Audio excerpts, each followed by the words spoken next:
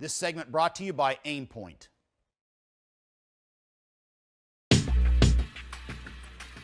Hey gang, Larry Vickers here. I got an Aimpoint training tip for you, or better described as an Aimpoint zeroing tip.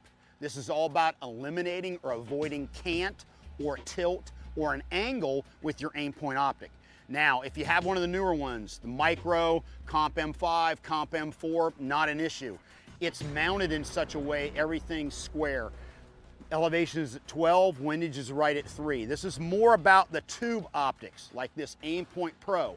Now this is the factory mount, and generally a factory does a real good job to make sure everything's squared up. But let's say I take the Pro and put it in something like this Scalar Works mount, and I don't pay strict attention to make sure that the elevation is exactly at 12 o'clock. Here's what can happen. Get a little cant in the action.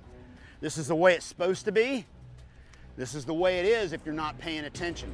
Remember, once that bullet exits the muzzle, gravity is pulling it straight down. That's why we live in a vertical world when it comes to shooting. Whether it's your sights, magnified optic, red dot sight, doesn't matter. We live in a vertical world. Gravity is pulling it straight down. So if you have cant built in, gravity is still pulling that bullet straight down, but in your mind's eye, everything's squared up. In this case, because I have cant or tilt here with this particular Aimpoint, when I adjust the dot, it's actually adjusting at an angle. Same thing with windage. It's not square and it's not parallel to the ground.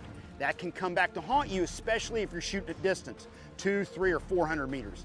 Up close, under 100 meters, not so much, but at distance, it can definitely become a problem.